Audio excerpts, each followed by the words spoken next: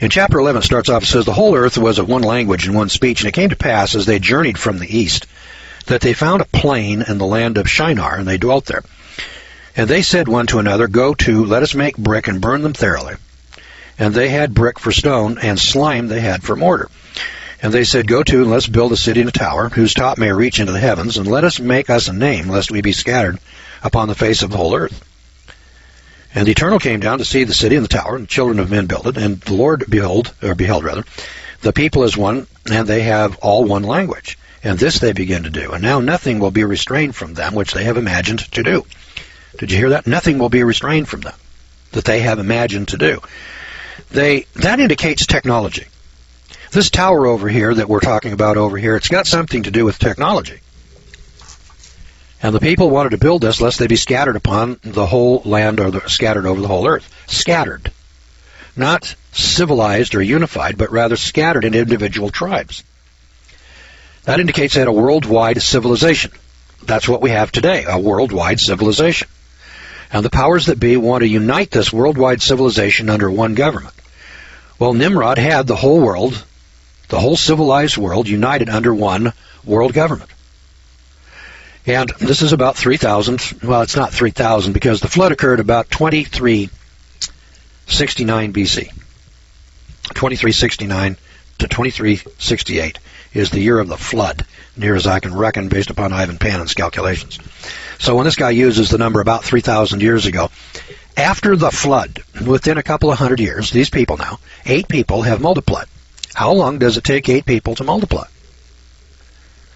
Well, I don't know how many children they had, and I don't know how their birth rate was, but if you take 8 people, that's 3 women. If these 3 women are having a baby every 2 or 3 years, and they live for 600 years, I mean, we're talking about each one of these families over here in 100 years' time having several hundred people or several hundred babies. These people mature in about 30 years. And so, you know, you start looking at the geometric progression. It goes 1, 2, 4, 8, 16, 32. By the time you multiply this 32 times, just to give you an illustration, you know, if you think that 8 people can't produce 1 million or 2 or 5 million population in a couple 300 years, you haven't done your arithmetic. If you were to take 1 and double it to 2, and then take 2 and double it to 4, and 4 and double it to 8, and you do that 32 times, you got 40 million. If the doubling time, and we can just pick a number over here, you know, is 30 or 40 years. If we can double every 30 years, well, we can double 3 times in a century, 6 times in 2 centuries. You know, in about 5 or 6 centuries, we can have several million people. Now, just test it, do the arithmetic, and I think you'll be amazed. It's called geometric progression. Evidently, at the Tower of Babel, we're talking about civilization. Now, we're talking about maybe 200, 300 years, 400 years after the flood, we get to the Tower of Babel. How many people are extant? Could be several 100,000, could be several million. Now, would several million people spread around the world? Because we have aluminum in Peru. Remember the last program? We got aluminum. Aluminum wasn't discovered until 1804. We weren't able to make aluminum until this century. For practical purposes, we were not able to make aluminum until the 20th century. Even though it had been discovered, you know, 100 years before, it was a novelty. They're taking up aluminum foil in Peru. They're digging up aluminum cups in Pakistan out of burial tombs. Boys and girls, aluminum is high technology. All right, so now, if we've got aluminum and we've got electricity, there isn't any doubt about what we got electricity. Hell, we got the batteries, for crying out loud, that came out of Babylon. We have electroplating in metallurgy. The last program I told you about metallurgy, I don't think I got to the electroplating. You know, if you go into a tomb and you pull out an artifact, and the artifact is electroplated, you say, oh my God, these people have advanced metallurgy and they have electricity, for crying out loud. Well, how in the hell else do you get metallurgy with electroplating? And we didn't know how to do that until the last 100 years or so. And we call ourselves modern and sophisticated and advanced. So now when we talk about the use of radioactivity, the very first sentence over here, in the tombs of the pharaohs, the pitch used to preserve corpses contained high radioactive substances. The cloth used for swathing is radioactive. The burial chambers were probably full of radioactive dust. Perhaps the priests made use of this to protect the tombs from desecrators, or more likely insects and bacteria. You know, those mummies last for thousands of years. You got to get rid of the bacteria. That's what we're talking about today. We want to take our hamburger and we want to nuke it so that we can kill all the bacteria and eliminate E. coli. I mean, we're just getting to the point where we're, waking up to the fact that if you want to kill bacteria, you can do it with radioactivity. Now, I hadn't heard this story before. But more importantly, and the significance of this is absolutely world-shaking, researchers have recently unlocked a time capsule, a number of documents buried in incomprehensible terms until our day. When translated in the last century, they were not understood, nor could they be until modern knowledge caught up with former knowledge and then was able to recognize it.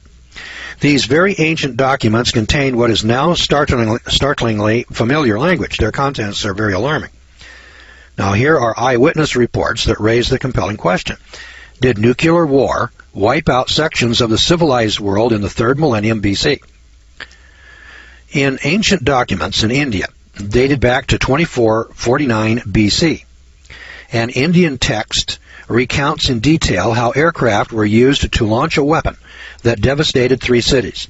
The record is unnervingly similar to an eyewitness report of an atomic bomb explosion, because it describes the brightness of the blast, the column of smoke rising from the blast, the fallout from the blast, intense shock waves and heat waves, the appearance of the victims, and the effects of radiation poisoning. Now, there's a document that is in our hands today from India describing the brightness of the blast, the column of rising smoke, the fallout, the intense shock waves and heat waves, the appearance of the victims, and the effects of the radiation poisoning. Who in the hell could have understood that document 100 years ago? Not until we actually saw a nuclear explosion could we have comprehended what this is talking about. Furthermore, the historical text states that an iron thunderbolt contained the power of the universe.